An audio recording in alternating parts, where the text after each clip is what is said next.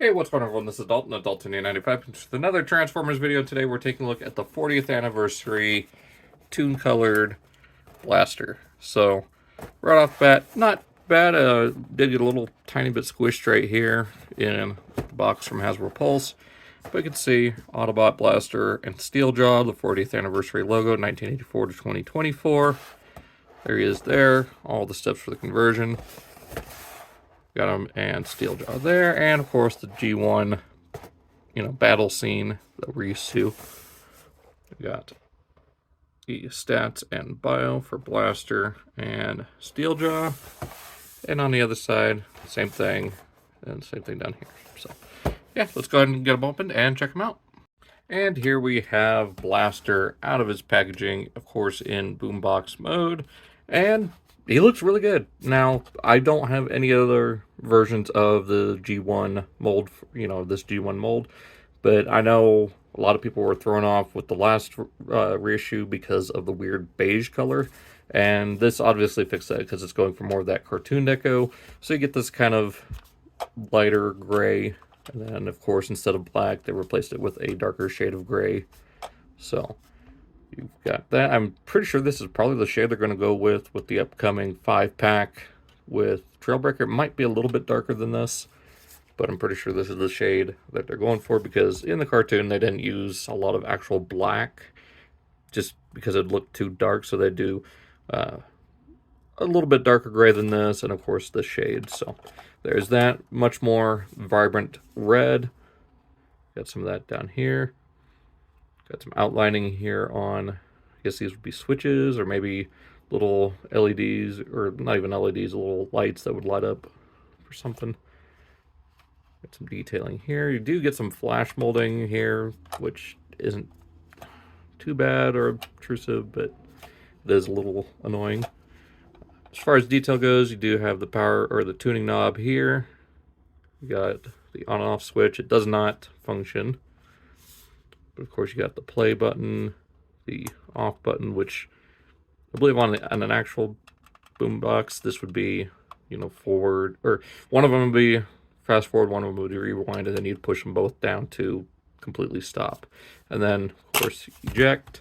Inside, we have Steeljaw, who again is more based on the cartoon deco, so you get that. This is more the shade of gray that I'm thinking about. And there is still die cast on what would be the lion legs. You also got some of that gray color here for the I'm not sure what the part is, but for the inner part of the reel of the tape, that you'd put a pencil, or in this case I'm not sure would be small enough for a micro cassette, but stick something in there and rewind it if you have to, if you don't have a boombox handy. On here you get to see some of the molding for the lion mode, so you get a little bit of the molding for the mane, of course the ear, and some mechanical details there. So this is going to be the way you put it in for tape mode. And even, it's just the molding there that says Hasbro 1986. And then here on the back, you do get Hasbro 1984, Takara 1984. You get earphone output there. Can't actually use it like you can with Soundwave, but we'll go ahead and leave Steeljaw out. And here is Blaster's weapon. Now, I believe on the original one it came with like little headphone, like the original Diaclone version. You could put headphones in here, and this would just be the way to store the headphones. But there is that, molded in a gray plastic like the handle is up here. And then here we have Steeljaw's little wing blaster accessories. They are molded in the same yellow plastic that he is, but painted gold, so you get that kind of metallic effect. Now, as far as, and that's pretty much it for details on Blaster. I mean, you got the Autobot symbol here with the silver backing. Would have been nice to just not have any backing, but it does still look good. You get this little detail that he's had in the show, just the painted over section of that tape window. So let's go ahead and get into transformation.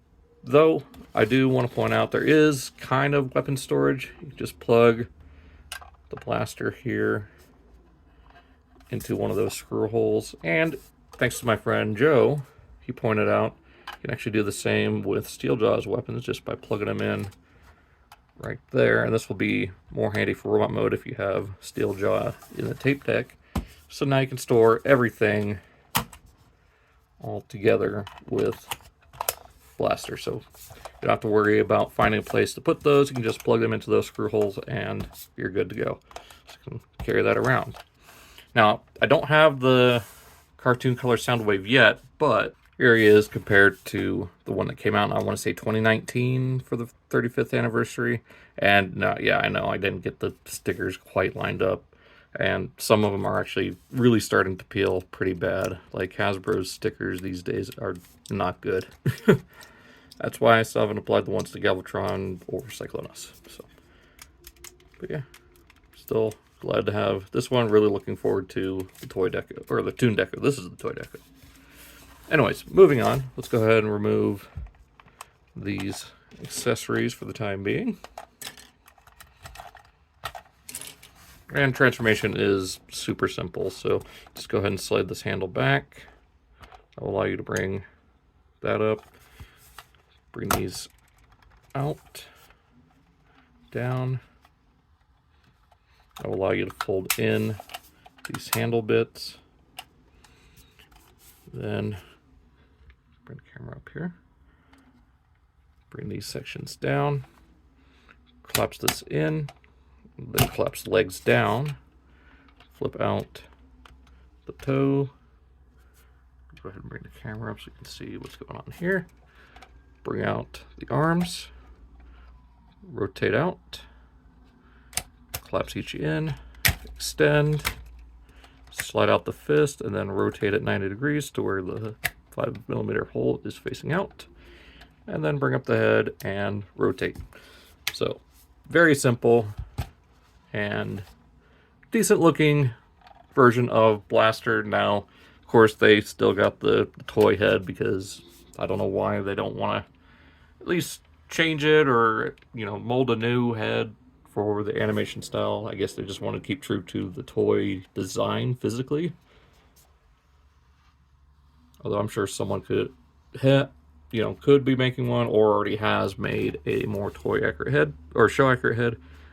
But I mean, for using the toy molding, this isn't too far off. I mean, you got the all white or pearlescent color there for, you know, the head crest or visor or whatever that's supposed to be. Got the bright blue eyes. Of course, down here got the red circles. Now, I'm not sure if he had these in the cartoon. My memory's failing me, but he might. I don't know. I do know he had these details. So, and then, of course, you know, popping open that. Close that up, and we'll give him his weapon. Now, articulation-wise, of course, it's just rotation at the head. He can look up, do the transformation joint. Arms can rotate 360. And wrists move, and that is it. Legs don't do anything. So, articulation's covered. So, there we go. Now, moving on to Steeljaw. His transformation as well is super simple. So, go ahead and bring the lion legs down. Just bring out the paws. There we go. Bring out the tail. Extend right here. It is on kind of a hinge, but just slide that out. Go and bring these front legs down. Just position them in such a way. And bring this up. Allow you to bring the head out. And there we have Steeljaw in robot mode. Of course, give him his wing blasters.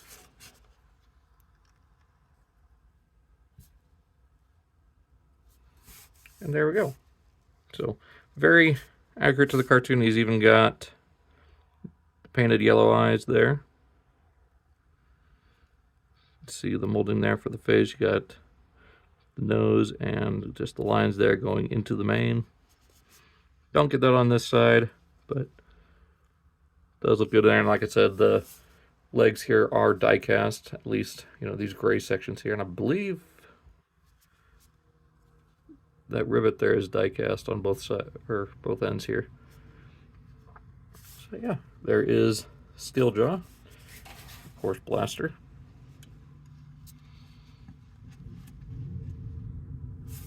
So yeah, give me just a second. Quick comparison here with the X-Transbots one. Transbots, sorry. Or not X-Transbots, MMC. God, I'm all over the place today. So yeah, looks pretty good. And for comparison, there he is with Soundwave. So yeah, he still towers. I mean, obviously, I mean, it's the G1 toys, but yeah, he towers over Soundwave.